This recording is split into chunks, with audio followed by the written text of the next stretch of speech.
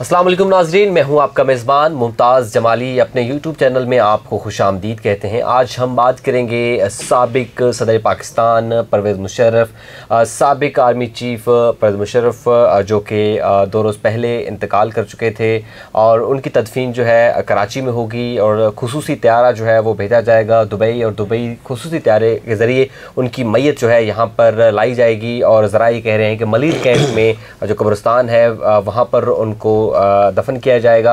लेकिन साथ ही साथ परवेज़ मुशर्रफ से मुतल्लिक कुछ जमातें हैं, जो कारकुनान हैं, उनके अपने जो हैं तासुरात भी हैं। कोई उनको डिक्टेटर का करार दे रहा है कि एक डिक्टेटर का अंजाम जो है हो चुका है, और वही परवेज़ मुशर्रफ है जिनको जो है लटकाने का भी अदालत की जानिब से हुक्म जारी किया गया था, लेकिन हुकूमत की जानिब से उसके मरने तक उस फैसले पर अमल दरामद नहीं किया गया। शौकत कुरैशी हमारे साथ मौजूद हैं, सीनियर जर्नलिस्ट हैं। इनसे आज परवेज़ मुशर्रफ के मामलात पर जो है हम उनकी राय लेंगे और इनसे इनका तबसरा हासिल करेंगे। सर बहुत शुक्रिया। ये बताएं कि परवेज़ मुशर्रफ जैसे ही रिटायरमेंट उन्होंने ली, बाद में वो अमेरिका और दुबई में मुकीम रहे और काफ़ी साल अदालत के बाद जो है इंतकाल कर गए हैं। एक तो ये बताएं कि एक ऐसा शख्स जो मफरूर हो अदालत की जानिब से जो है फ़ैसला आया गया हो और वो मुजरम डिक्लेयर किया गया हो, कि क्या हमारे पास ऐसा कानून है कि उनको हम सरकारी प्रोटोकॉल में एक और मुल्क से लेकर अपने मुल्क लेकर आएँ और सरकारी एजाज़ में उनको दफन करें? देखिए, पाकिस्तान ऐसा मुल्क है, सबसे पहले तो ये बता दूं कि उसे रिटायरमेंट तो अपनी जगह पे सरकारी नौकरी से, लेकिन ज़बरदस्ती उसे निकाला गया था पाकिस्तान की हुकूमत से। जब परवेज़ मुशर्रफ 2008 में सदर थे तो उस वक्त पीपल्स पार्टी की गवर्नमेंट आ गई थी, और पीपल्स पार्टी और बाकी जो इत्तेहादी थे उन्होंने मिलकर जो है परवेज़ मुशर्रफ को मजबूर किया कि वो अपना इक़्तिदार छोड़ दें। फिर उसके बाद उन्होंने पहले तो इम्पीचमेंट का ऐलान किया गया था कि परवेज़ मुशर्रफ के ख़िलाफ़ जो है इम्पीचमेंट लाएंगे पार्लियामेंट के अंदर। उसके बाद फिर जो है डेफिनेटली उनके पास अक्सरियत निकाल लेते, लेकिन उन्होंने रिज़ाइन का फ़ैसला किया गया था। तो इसकी ज़बरदस्ती जो है ना निकालना था उसको।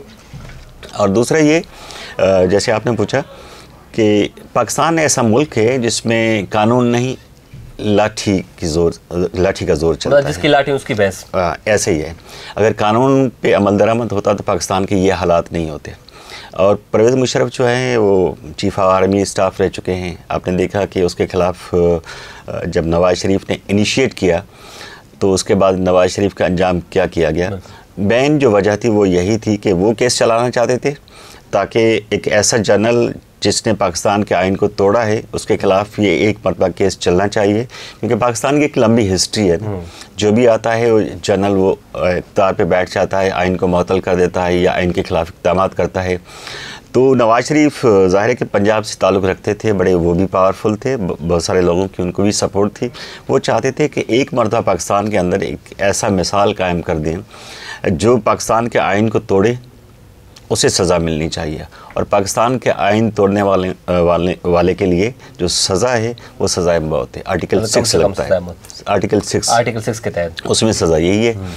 और देखा आपने कि नवाज़ शरीफ की हुकूमत जब थी तो उनकी रिक्वेस्ट पर उनके ख़िलाफ़ मुकदमा दायर किया गया, प्रोसीडिंग शुरू हुई, खुसूसी बेंच बनी, एक बनी फिर दूसरी बनी, जिसमें वक़ार अहमद सेठ जो थे पेशावर हाई कोर्ट के साबिक चीफ जस्टिस, बल्कि अब तो उनका इंतकाल हो चुका है, वो भी एक सवाल निशान है कि उसका इंतकाल कैसे हुआ। लेकिन उसने जो फ़ैसला दिया था, एक तो इस बात पर बेंच के जो 2 जज थे उनका इत्तेफाक था कि इसे सज़ा मिलनी चाहिए, इसने पाकिस्तान का आइन तोड़ा है। एक थे सिंध हाई कोर्ट के नज़र अकबर, उन्होंने इख्तलाफ किया था इस सज़ा से, उन्होंने उसे सज़ाए मौत देने का फ़ैसला किया था। लेकिन बाद में वक़ार सेठ ने यह भी कहा था कि अगर वो वापस मुर्दा हालत में पाकिस्तान आए तो उसका लाश जो है ना 24 घंटे के लिए, मेरे ख्याल में 24 घंटे था या 48 घंटे था, उसे लटका दिया जाए ताकि लोग उससे इबरत हासिल करें। वो लोग जो तैयारी करके बैठे हुए हैं, पाकिस्तान का आइन तोड़ना कोई मसला नहीं, कानून तोड़ना कोई मसला नहीं है, उनके लिए एक सबक आमेज़ जो है ना ये अमल होना चाहिए। लेकिन बाद में आपने देखा कि वो ज़ाहिर है कि एक बहुत बड़ा पावर है पाकिस्तान के अंदर, आर्मी का, सियासत में उनका बड़ा रोल रहा है। उनके आगे तमाम जो इदारे हैं वो कुछ भी नहीं हैं। कोई हैसियत नहीं रखते। एक फ़ौरन जो है ना एक बेंच बन गया, और बेंच बनने के बाद उस फैसले को मुअत्तल कर दिया गया, लेकिन वो फैसला अभी तक सुप्रीम कोर्ट में जो है ना जो केस है वो ऐसे पड़ा हुआ है, कोई उठा नहीं रहा उसको। एक तो ये था। दूसरा आपका क्या सवाल था? दूसरा मैं ये पूछना चाहता हूँ कि जिस तरह पीपल्स पार्टी के जितने भी कारकुनान हैं, ये सवाल था कि इस तरह प्रोटोकॉल देना चाहिए या नहीं देना चाहिए। अभी पाकिस्तान बार काउंसिल की एक स्टेटमेंट जारी हुई है, उन्होंने इस बात पर इंतहाई तशवीश का इजहार किया है कि एक ऐसा शख्स जिसने पाकिस्तान का आइन तोड़ा और ये इस्टेब्लिश हुआ उस बेंच के सामने कि इसने आइन तोड़ा है, फिर उसे मुजरम करार दिया गया कि आइन तोड़ने का ये मुजरम है, उसके बाद उन्हें सज़ाए मौत दी गई, लाश उसका लटकाने का एक जज का जो है राय भी आई। इस कंडीशन में सरकारी प्रोटोकॉल और रियासत के ज़राए इस्तेमाल करना वो गैर कानूनी है, क्योंकि ये जो पैसा सरकार के पास होता है वो पैसा सारा पब्लिक का होता है। जो आप और हम टैक्स देते हैं, उस टैक्स का पैसा जो जमा होता है वो उससे रियासती और हुकूमती उमूर चलाए जाते हैं। अब उसमें से पैसा निकाल के ये लोग स्पेशल जहाज़ भेज रहे हैं, फिर परवेज़ मुशर्रफ का जहाज़ आएगा, उसे प्रोटोकॉल में आएगा, दफनाया जाएगा, उसे सल्यूट किया जाएगा। उसने क्या किया?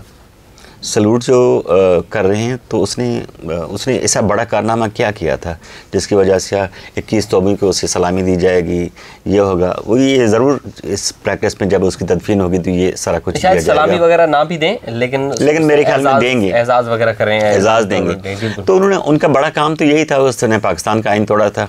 अब ऐसे शख्स को जब आप इस तरह के प्रोटोकॉल देंगे, इस तरह सलामी देंगे, तो बाकी रह क्या जाता है इस मुल्क के अंदर। दूसरा ये था कि ये तो पाकिस्तान बार काउंसिल की बात थी। दूसरा ये था कि इस तरह के प्रोटोकॉल अगर परवेज़ मुशर्रफ को दिया जा रहा है जो पाकिस्तान आइन तोड़ने वाला है, फिर तो सबको मिलना चाहिए। जिसने भी आइन तोड़ा है फिर तो जनरल ज़िया को भी मिलना चाहिए। फिर आपके दूसरे जो मुजरम हैं, दूसरे जो किसी भी क्राइम में इन्वॉल्व हैं, उन्हें भी सल्यूट करना चाहिए। लेकिन इस पर सबसे बड़ी बात यह है कि इमरान खान खामोश है, और इमरान खान को उन्होंने आसरा भी दिया था प्राइम मिनिस्टर बनने का, जिसके बाद नहीं बनाया तो नाराज़गी होगी, शायद एक हफ़्ता जेल में भी रहे थे। तो ये आनी चाहिए। और इसकी मौत पे सबसे ज़्यादा जो अफसरदा हैं वो एक तो MQ में, दूसरा फवाद चौधरी टाइप लोग हैं जिनका कोई अवाम में बेस नहीं है, उनका रास्ता इक़्तिदार में सिर्फ इन जर्नल्स के थ्रू जाता है। तो ये बदकिस्मती है पाकिस्तान की, ऐसा नहीं होना चाहिए। अशोक साहब, आपने MQ का जिक्र किया है, MQ पाकिस्तान का, तो ये बताएं कि MQ पाकिस्तान ज़्यादा अफसरदा क्यों है, क्या वजूहात हैं? हाँ, मतलब ये तो तासुर दिया जाता था कि MQ को बूस्ट करने में परवेज़ मुशर्रफ का हाथ है, लेकिन हमने देखा कि जब MQ गुज़श्ता 5-6 साल से मुश्किल में है तो मुशर्रफ तो कहीं नज़र नहीं आ रहा था। मैंने आपको बताया ना कि फवाद चौधरी और चाहे कोई और जमात, उनका इक़्तिदार में रास्ता तब बनता है जब इस तरह के लोग आते हैं, जब इस तरह के लोग आइन तोड़ कर आते हैं। आपने देखा कि ठीक है, MQ में एक सियासी जमात रही है, उनका एक स्टेक भी रहा है, वो इक़्तिदार में मुख्तलिफ़ तरीक़ों से आते रहे हैं। जनरल ज़िया के ज़माने में जब वो भी आमर थे, उसके ज़माने में ये आस्ता आस्ता डेवलप और बूस्ट हुए। फिर जाकर इन्होंने 88 में जो है ना अपना बहुत ज़्यादा पार हासिल किया। 85 में इनका एक मेयर भी बना, वो भी जनरल ज़िया का ज़माना था। तो इस तरह के लोग और सियासी जमातें जो हैं सबसे ज़्यादा जो पार हासिल करती हैं वो इनके अदवार में करती हैं, जो गैर जमहूरी और आमरों की हुकूमत होती है। तो दो चीज़ें हैं इसकी। एक तो ये है कि जो आमर आते हैं, जो डिक्टेटर आते हैं, उनको भी एक सिविलियन फोर्स की ज़रूरत होती है। अब सिविलियन फोर्स के लिए MQ से ज़्यादा कोई आइडियल है नहीं, और उन्होंने हर दौर में ऐसा ही किया है। जनरल ज़िया के ज़माने में ये अपनी ताकत हासिल की इन्होंने। उसके बाद परवेज़ मुशर्रफ का जो ज़माना था उसमें सबसे ज़्यादा इनको जो है बेनिफिट मिले, फाइनेंशियली बेनिफिट मिले, और इन्होंने भी खूब निभाया। आपने देखा 12 मई का वाक़या केस चलता है सिंध हाई कोर्ट के अंदर, तो वहाँ भी जो सबसे ज़्यादा परवेज़ मुशर्रफ के दौर में इन्होंने हंगामा आराई की। अब तो मेरे ख्याल में काफ़ी लोग ये साबित भी कर चुके हैं कि ये ज़िम्मेदार हैं, क्योंकि उस वक्त होम मिनिस्टर जो थे वो वसीम अख्तर थे, और उसके बाद परवेज़ मुशर्रफ इस्लामाबाद में एक तकरीब में खिताब कर रहे थे, तो वहाँ उन्होंने मुक्के भी लहराए थे। जब चीफ़ जस्टिस को यहाँ महसूस किया गया था कराची एयरपोर्ट पर, और उसके बाद फिर उनकी स्टेटमेंट भी थी MQ के कुछ रहनुमाओं की कि इनको हम आगे नहीं बढ़ने देंगे, आगे जाने नहीं देंगे जहाँ वो जाकर खिताब करेगा। उस वक्त माजूल थे ये चीफ जस्टिस जो थे इफ्तिखार चौधरी।